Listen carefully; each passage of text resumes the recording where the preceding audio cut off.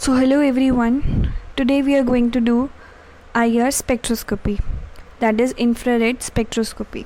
तो एब्जॉर्प्शन जो है IR रीजन के अंदर होता है, कैसे होता है? एक्साइटेशन ऑफ मॉलिक्यूल की वजह से, क्योंकि जो आपका मॉलिक्यूल होता है वो लोअर लेवल से, ये लोअर लेवल है एनर्जी लेवल से, वो हायर एनर्जी लेवल पर एक्साइट होता है,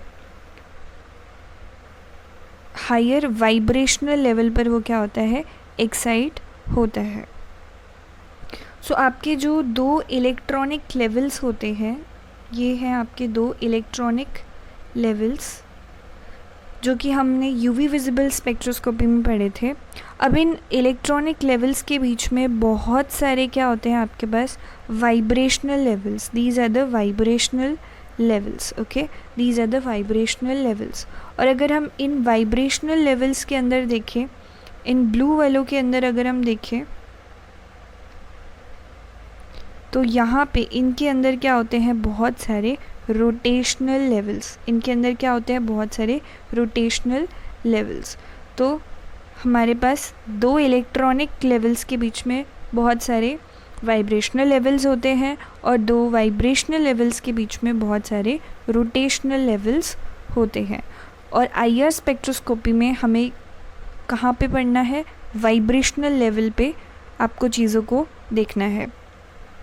तो जो लोअर वाइब्रेशनल लेवल होता है वहाँ से हायर वाइब्रेशनल लेवल पर एक्साइटेशन होती है इन the IR spectroscopy. So since आपकी जो हर एक वाइब्रेशनल लेवल है वो रोटेशनल लेवल से एसोसिएटेड है, तो इसलिए इसको आईआर स्पेक्ट्रा को हम वाइब्रेशनल रोटेशनल स्पेक्ट्रा भी बोलते हैं. जैसे मैंने आपको बताया कि दो वाइब्रेशनल लेवल्स के बीच में बहुत सारे रोटेशनल लेवल्स होते हैं, इसी वजह से इसको ऐसा बोला जाता है. रूम टेम्परेचर पे अगर हम देखें तो मोस्ट ऑफ जो मॉलिक्यूल्स होंगे आपके सैम्पल के, वो आपकी ग्राउंड लेवल पे होते हैं, यानी कि लोएस्ट वाइब्रेशनल लेवल पे होते हैं. लेकिन आप जैसे ही उनके ऊपर आईआर रेडिएशंस डालोगे, जैसे आप आईआर रेडिएशंस डालोगे सैम्पल के ऊपर, तो कुछ जो मॉलिक्यूल्स होंगे वो क्या करेंगे? उन रेडिएशंस को एब्जॉर्ब कर लेंगे एंड वो एक्साइट हो जाएंगे. लोअर से हायर वाइब्रेशनल लेवल पर वो एक्साइट हो जाएंगे. अब हायर वाइब्रेशनल लेवल पे क्या होता है कि जो उनकी नेटिव फ्रिक्वेंसी रहती है वो तो सेम रहेगी, लेकिन उनका जो एम्पलीट्यूड होगा वो क्या हो जाता है? इंक्रीज़ हो जाता है. अब ये बहुत इम्पॉर्टेंट है क्योंकि ये जो एम्पलीट्यूड इंक्रीज़ हुआ है इसकी वजह से एक ऑसिलेटिंग डाइपोल क्रिएट हो जाता है, और ये जो ऑसिलेटिंग डाइपोल मोमेंट है वो आपकी आईआर रेडिएशन के साथ इंटरैक्ट करेगा, जिससे कि एब्जॉर्प्शन होगी एनर्जी की. और जब excited molecule revert to the original ground state, ये जो आपकी एब्जॉर्ब्ड एनर्जी है वो हीट के तौर पर रिलीज़ हो जाएगी. सो सपोज़ करो कि आपका जो भी सैम्पल था वो क्या था? पहले ग्राउंड स्टेट पे था, ग्राउंड वाइब्रेशनल लेवल पे था.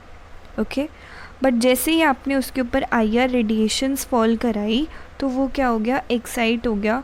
ग्राउंड लेवल से वो कहाँ पे चला गया? एक्साइटेड लेवल पर चला गया, जहाँ पे उसका एम्पलीट्यूड क्या हो जाएगा? इंक्रीज़ हो जाएगा. फ्रीक्वेंसी वही रहेगी, बस एम्पलीट्यूड बढ़ जाएगा, और एम्पलीट्यूड बढ़ने से डाइपोल मोमेंट क्रिएट हो जाती है. आपको यहाँ पे ये ध्यान रखना है कि वही बॉन्ड्स आपके आईआर एक्टिव होंगे जिसमें कि क्या हो रहा है? डाइपोल मोमेंट में चेंज आ रहा है. So only those bonds that are accompanied by the change in the dipole moment will absorb in the IR region, and उनको हम आईआर ट्रांजिशंस बोलेंगे. तो आईआर स्पेक्ट्रोस्कोपी के अंदर डाइपोल मोमेंट में चेंज होना ज़रूरी है, तभी वो आईआर एक्टिव होगा. वो वाइब्रेशनल ट्रांजिशंस जिसमें कि कोई चेंज नहीं हो रहा डाइपोल मोमेंट के अंदर, वो आपकी आईआर इनएक्टिव हम उनको बोलेंगे. ओके, सो अब जो आपकी मॉलिक्यूलर वाइब्रेशंस होती हैं वो डिफरेंट टाइप की होती हैं. आपको पता है कि जो एटम है एक मॉलिक्यूल के अंदर वो रिजिड नहीं होता, वो मूव करता रहता है. So they may be compared to a system of balls of different sizes which are connected to a spring of different strength. तो यहाँ पे जो बॉल्स होती है वो क्या है, एटम्स है, और जो स्प्रिंग है वो क्या है, आपके बॉन्ड्स हैं। दो टाइप की आपके पास क्या होती है, वाइब्रेशंस होती हैं। एक तो होती है स्ट्रेचिंग वाइब्रेशन और एक होती है आपकी बेंडिंग वाइब्रेशन। फंडामेंटल वाइब्रेशंस का मतलब है वो vibrations that appear as bond in the spectra. Band as a band आपको स्पेक्ट्रा के अंदर जो मिलेंगी वो फंडामेंटल वाइब्रेशंस होती हैं। तो सबसे पहले बात करते हैं, दो टाइप की होती है, स्ट्रेचिंग और बेंडिंग। स्ट्रेचिंग का मतलब क्या होता है, देखो just a minute. Okay, so stretch का मतलब होता है खींचना। सपोज करो कि ये एक स्प्रिंग है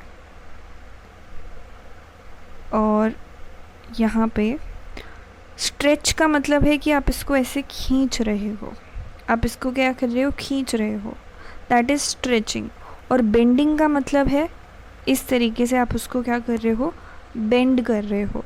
तो आपको एनर्जी किस में ज़्यादा लगती है, एनर्जी किस में ज़्यादा लगेगी, स्ट्रेच करने में ज़्यादा एनर्जी लगेगी आपको। स्ट्रेच करने में आपको क्या लगेगी, ज़्यादा एनर्जी लगती है। देयरफॉर वी कैन से कि जो स्ट्रेचिंग वाइब्रेशंस है they require more energy than the bending vibrations. In other words you can say कि जो आपकी स्ट्रेचिंग एब्जॉर्प्शन है of a bond will appear at higher energy, that is higher wave number in the IR spectra. IR spectra में जो stretching vibrations है वो higher wave number पे आपको दिखाई देंगी, और जो बेंडिंग वाइब्रेशंस है वो आपको कम पे दिखाई देंगी, लो वेव नंबर पे आईआर स्पेक्ट्रा के अंदर दिखाई देंगी। ओके, अब अगर हम स्ट्रेचिंग वाइब्रेशंस की बात करें तो आपके दो टाइप की होती है, एक तो होती है एसिमेट्रिक और एक होती है सिमेट्रिक। अब एसिमेट्रिक और सिमेट्रिक का मतलब क्या है, एक मॉलिक्यूल की हेल्प से समझते हैं। देखो, सिमेट्रिक का मतलब है ये हमारे पास क्या है, stretching vibrations of the CH2 group. Symmetric का मतलब है दोनों एक साइड ही हम क्या कर रहे हैं, दोनों ही बॉन्ड्स को हम साइमल्टेनियसली या तो स्ट्रेच कर रहे हैं इस तरीके से, या तो आप स्ट्रेच कर रहे हो, या फिर दोनों को ही आप क्या कर रहे हो, कंप्रेस कर रहे हो सेम डायरेक्शन में। लेकिन वहीं अगर हम एसिमेट्रिक की बात करें, एसिमेट्रिक में क्या होता है कि एक बॉन्ड को आप स्ट्रेच करते हो, एक बॉन्ड को आप क्या कर रहे हो, इस तरीके से स्ट्रेच कर रहे हो, और एक को आप क्या कर रहे हो, कंप्रेस कर रहे हो। तो देयर इज़ ऑपोजिट, ठीक। एंड जो आपकी ये क्या हो गई, stretching vibrations of the CH2 group. ये जो वाइब्रेशंस होती है asymmetric vibrations, they require more energy than the symmetric. Therefore हम कह सकते हैं कि ये जो एसिमेट्रिक वाइब्रेशंस होंगी they will appear at higher wave number और wavelength, higher frequency you can say, और higher wavelength in the IR spectra. फिर आती है हमारे पास बेंडिंग वाइब्रेशंस। बेंडिंग में इन प्लेन और आउट प्लेन। इन प्लेन का मतलब है कि two atoms remain in the same plane of the molecule, और आउट प्लेन का मतलब है कि जो दो एटम्स हैं they move out of the plane of the molecule. अब इन प्लेन में दो टाइप्स हैं आपके, सीजरिंग और rocking. In plane scissoring deformation and in plane rocking deformation. अब इसमें क्या होता है, सो इस तरीके से आपका क्या है, मॉलिक्यूल है, ये है आपकी scissoring, this is your scissoring, और ये है रॉकिंग। अब इसमें क्या होता है, देखो सीजरिंग के अंदर क्या होता है, two atoms move towards each other. दो एटम्स क्या करेंगे, एक दूसरे की तरफ आएंगे, they will move towards each other, इस तरीके से। जैसे एक कैंची होती है ना, वो उसके जो दोनों ब्लेड्स होते हैं वो एक दूसरे की तरफ आते हैं, they move towards each other. वैसे ही यहाँ पे भी क्या होगा, वो दोनों जो दो एटम्स हैं वो एक दूसरे की तरफ आते हैं। और रॉकिंग में क्या होता है कि वो एक दूसरे से दूर जाते हैं, वो एक दूसरे से क्या जाते हैं, एटम्स दूर जाते हैं, तो उसको हम रॉकिंग बोलते हैं। सो आउट प्लेन में आपके पास है वेगिंग और ट्विस्टिंग। सो वेगिंग में क्या होता है, दोनों इस तरीके से आते हैं, this is for the weighing. And यहाँ पर ट्विस्टिंग में क्या होता है, एक नीचे और एक ऊपर जाता है, एटम्स एक नीचे और एक ऊपर, इस तरीके की वाइब्रेशन होती है। एक आपके पास फिर आते हैं नॉन फंडामेंटल वाइब्रेशंस, जो कि they appear as a result of the fundamental vibrations.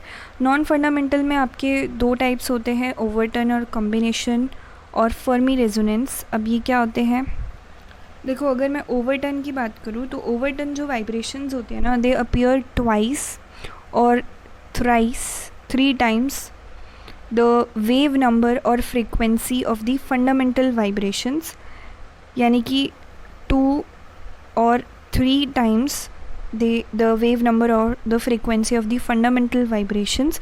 लेकिन उनकी जो इंटेंसिटी होती है, वो 100 times, 10 to 100 times क्या होती है, लेस होती है देन द फंडामेंटल वाइब्रेशंस। वहीं अगर हम कॉम्बिनेशन बैंड्स के बारे में बात करें तो यहाँ पे कॉम्बिनेशन का मतलब है कि they are sum of the fundamental vibration, sum of the wave numbers of the 2 fundamental vibrations, उसको हम कॉम्बिनेशन बैंड्स बोलते हैं। नेक्स्ट है आपकी फर्मी रेजोनेंस। फर्मी रेजोनेंस क्या होता है, फर्मी रेजोनेंस का मतलब है कि अगर energy of the fundamental vibration, जो आपकी फंडामेंटल वाइब्रेशंस मैंने आपको समझाई, अगर उसकी जो एनर्जी है दैट लाइज क्लोजली टू, उसकी एनर्जी जो है वो क्लोजली लाई कर रही है टू ओवरटर्न या फिर कॉम्बिनेशन बैंड के, तो इस कंडीशन में क्या होता है कि there is a transfer of energy from fundamental vibration to the overtone vibration या फिर कॉम्बिनेशन वाइब्रेशन। तो क्या होगा इस केस में, एनर्जी क्या हो जाएगी, ट्रांसफ़र हो जाएगी। दोबारा सुनिए, फर्मी रेजोनेंस का मतलब है अगर energy, if the energy of a fundamental vibration it lies close to that of the overtone और द कॉम्बिनेशन बैंड, तो क्या होता है, there is a transfer of energy from fundamental vibration to the overtone vibration. And as a result क्या होगा, जो overturn की intensity है, क्योंकि यहाँ पे ट्रांसफ़र हो रहा है, तो ओवरटर्न की जो इंटेंसिटी है वो क्या हो जाएगी, इंक्रीज़ हो जाएगी। So this is your Fermi resonance. तो ये कुछ थ्योरी थी जो आपको आईआर स्पेक्ट्रोस्कोपी में पता होनी चाहिए। अब बात करते हैं इंस्ट्रूमेंटेशन की। तो यहाँ पे आपके पास क्या है, सबसे पहले आईआर रेडिएशन सोर्स है। अब ये जो सोर्स होता है वो क्या हो सकता है, IR radiation sources, IR instruments, हमें सोर्स की ज़रूरत होती है जहाँ से कि आपके आईआर रेडिएशंस निकलेंगी। तो उसके लिए आप यूज़ कर सकते हो नर्नेस्ट ग्लोअर, या फिर आप मर्क्यूरी आर्क, टंगस्टन का लैम्प यूज़ कर सकते हो, नाइक्रोम वायर यूज़ कर सकते हो, ग्लोबल सोर्स। तो कोई भी ऐसा सोर्स जहाँ से आईआर रेडिएशंस निकल रही हैं वो आप यहाँ पर यूज़ कर सकते हो। सैम्पल सेल्स या सैम्पलिंग ऑफ सब्सटेंसेस की अगर हम बात करें तो आईआर स्पेक्ट्रोस्कोपी जो है उसको हमने सॉलिड, लिक्विड और गैस सैम्पल्स के लिए यूज़ करा हुआ है। सॉलिड के केस में various techniques are used to prepare the solid samples, जैसे कि pressed pellet technique, solid run in solution और सॉलिड फिल्म्स, इन सभी टेक्निक्स का यूज़ करा हुआ है।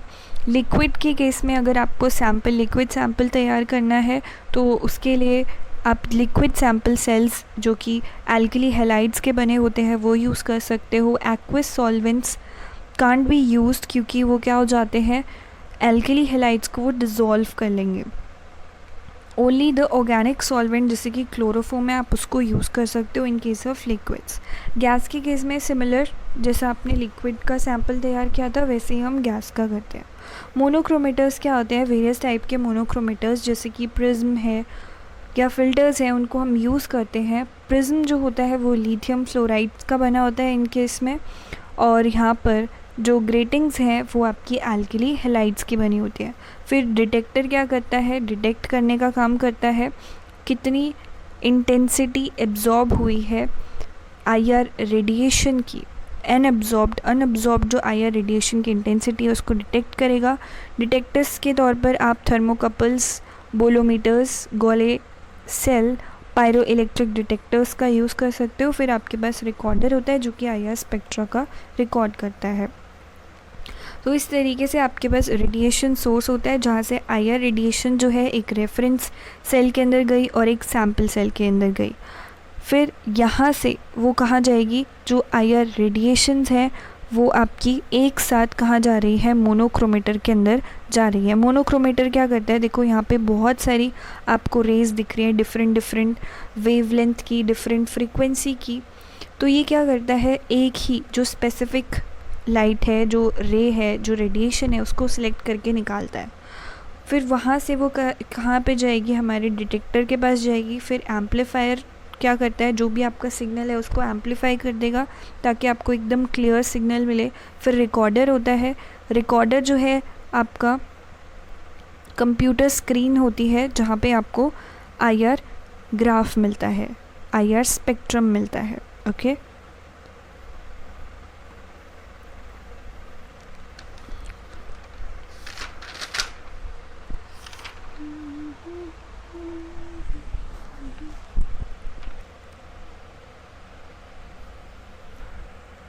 आप कहाँ पे IR स्पेक्ट्रोस्कोपी को यूज़ कर सकते हो, प्रोटीन कैरेक्टराइजेशन में, nano scale semiconductor analysis of gaseous solid liquid samples, identification of compounds, quantitative analysis and to know the interactions between the molecules. IR spectroscopy से आप फंक्शनल ग्रुप को भी detect कर सकते हो, क्योंकि जो भी फंक्शनल ग्रुप्स होते हैं वो एब्जॉर्ब होते हैं एक पर्टिकुलर फ्रीक्वेंसी रीजन के अंदर। तो अगर आपका कंपाउंड में वो फंक्शनल ग्रुप है और वो सेम रेफरेंस जो है आपके पास स्टैंडर्ड ग्राफ होता है उससे मैच हो रहा है, इट मीन्स आपका जो कंपाउंड है वो वही है। आप आइडेंटिफाई कर सकते हो कंपाउंड को, क्योंकि कंपाउंड आइडेंटिफिकेशन कैसे कि जो IR स्पेक्ट्रा है जो आपने रिकॉर्ड करा है वो आपका स्टैंडर्ड, एक तो होता है आपका standard IR spectra of the compound और एक आपका जो रेफरेंस वाला आया है। अगर वो मैच हो रहे हैं यानी कि दोनों कंपाउंड्स जो है वो क्या है, सिमिलर है, दोनों हमारे पास सेम कंपाउंड है। आप प्योरिटी ऑफ सैम्पल की प्योरिटी भी चेक कर सकते हो। प्योर जो कंपाउंड होंगे ना वो आपको एक क्लियर IR स्पेक्ट्रा देते हैं, लेकिन जो इम्प्योर सैम्पल होंगे वो आपको ब्लर देंगे। ब्लर सैम्पल मतलब ब्लर आपको पीक्स दिखाई देंगी, ब्लर IR स्पेक्ट्रा होगा। सो इस तरीके से आप क्या कर सकते हो, प्योरिटी को भी चेक कर सकते हो। Okay, and you can also study the hydrogen bonding with help of the IR spectroscopy. आप स्ट्रेंथ पता कर सकते हो हाइड्रोजन बॉन्ड्स की, एंड आप डिस्टिंग्विश भी कर सकते हो कि इंटरमॉलिक्यूलर या इंट्रामॉलिक्यूलर हाइड्रोजन बॉन्डिंग कौन सी है। आप सिस और ट्रांस आइसोमर्स को भी डिस्टिंग्विश कर सकते हो using the IR spectroscopy. So this is all for today. If you like the video, do share it with your friends and don't forget to subscribe the channel for more updates. Thank you and have a wonderful day.